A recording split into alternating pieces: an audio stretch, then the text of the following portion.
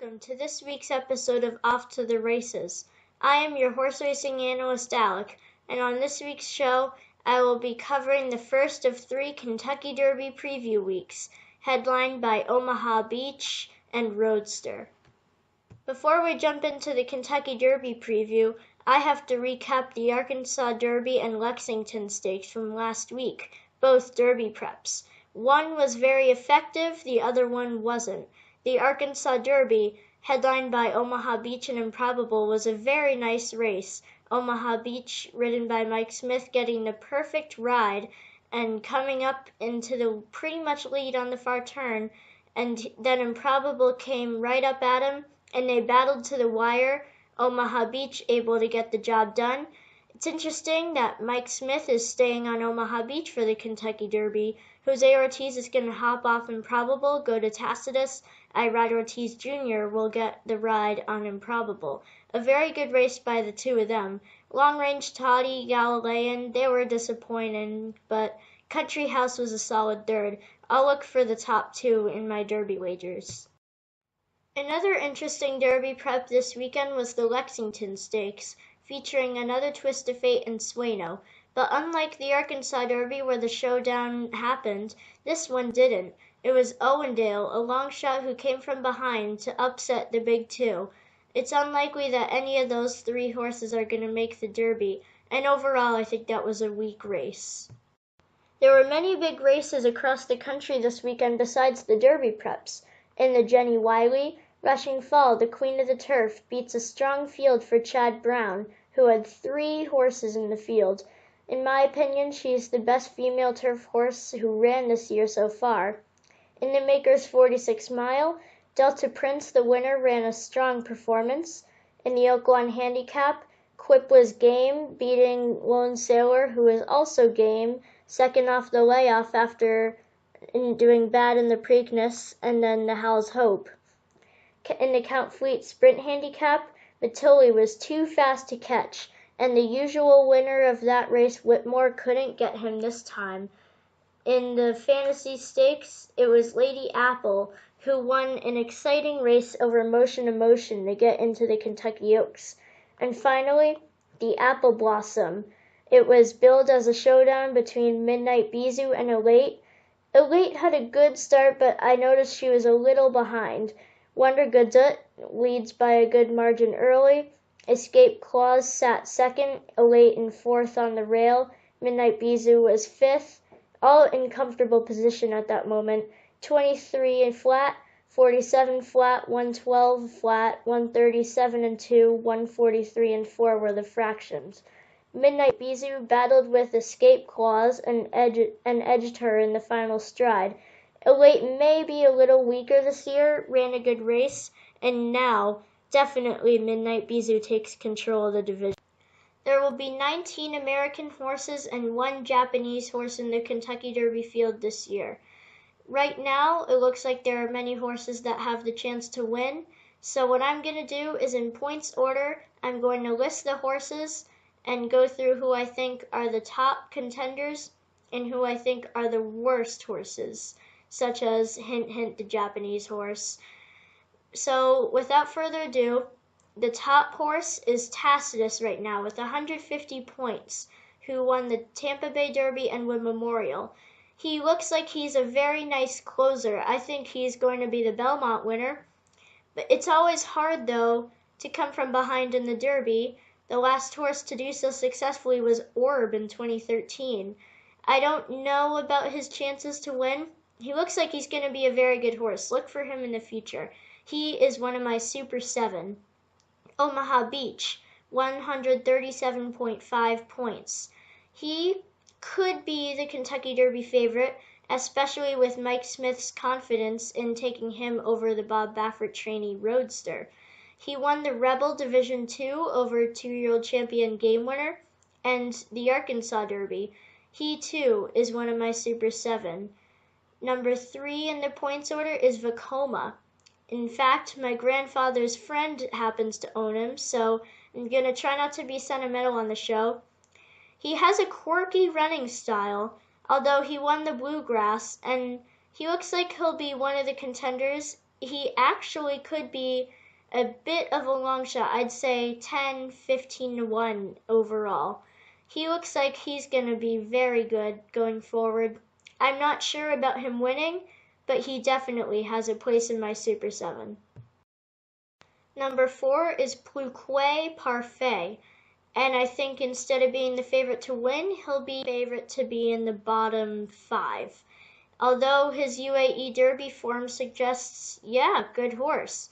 He's going to come over and he's going to fail again like he did in the Risen Star, 13th in the Risen Star, behind horses that are not the top Derby contenders. Yes, I understand why the Derby is a big spot for this horse, but I don't think he has any chance. Yes, he won a major prep, but definitely not in my Super 7. I don't know where he's going to finish, but definitely not in the top 10. Number 5 on the points list is Roadster, one of the Bob Baffert trainees in the Kentucky Derby field. He won the Santa Anita Derby very nicely over Game Winner. Yes, he closed in that field, but he has the ability to be rating close to the pace. I think that that'll be the better way to go this Derby. I don't think there's a lot of pace like there was last year with Promises Fulfilled and Justify, or with Dancing Candy and Nyquist in 2016. However, I think that Roadster may be more of a mid-pack horse and will have to gain.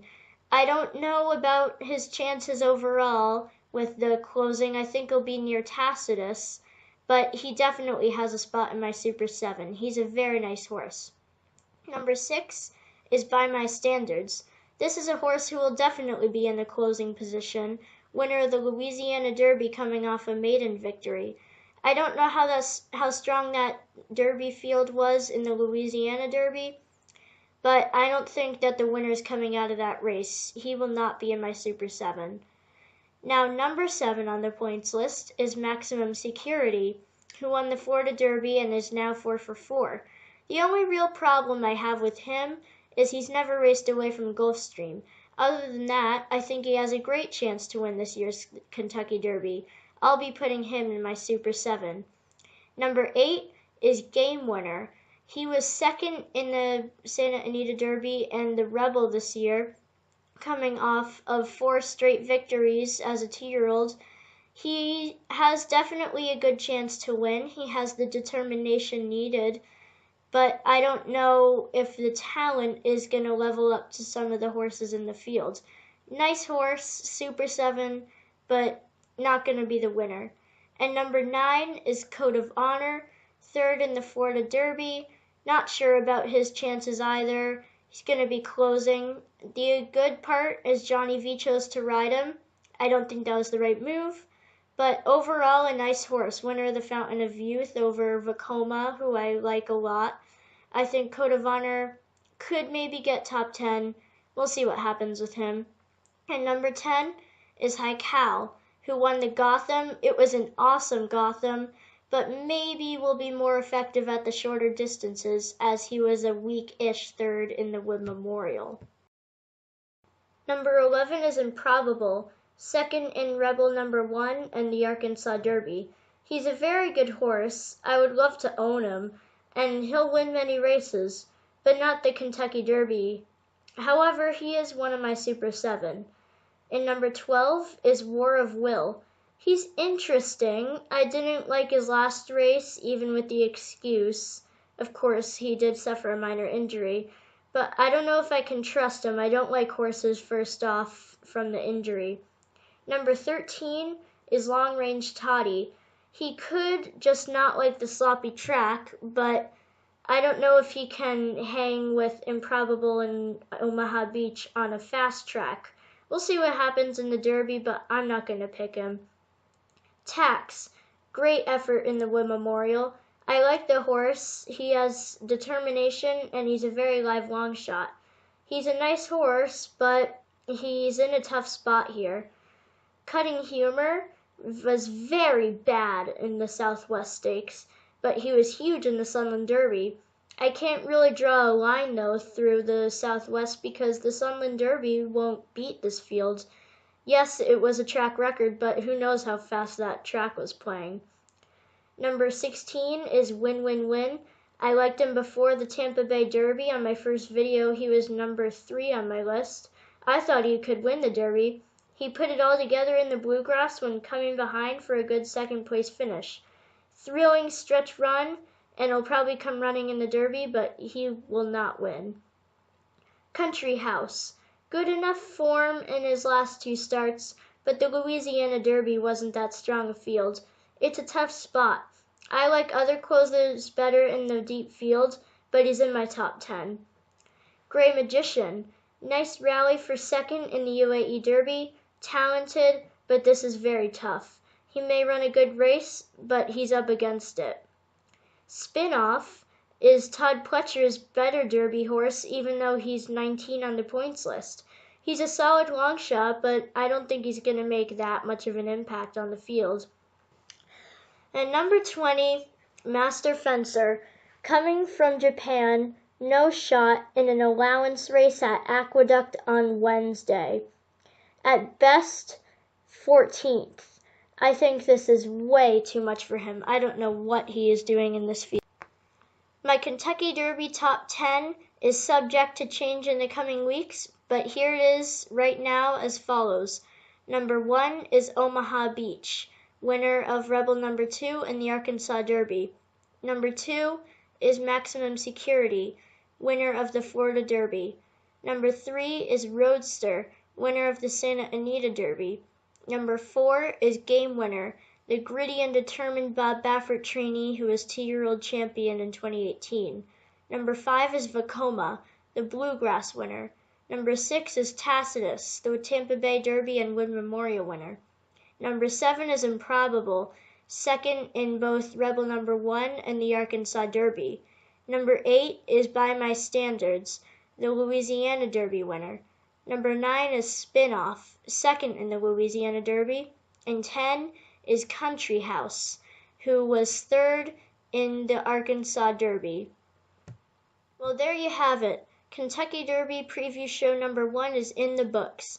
Next week, I'll look at maybe some pace projection, some of the wagers I'll be doing, maybe even some defections that could happen in the next week. Who knows what'll happen? It's the Kentucky Derby Trail. Please like and hit the subscribe button. I'll see you next week on Off to the Races.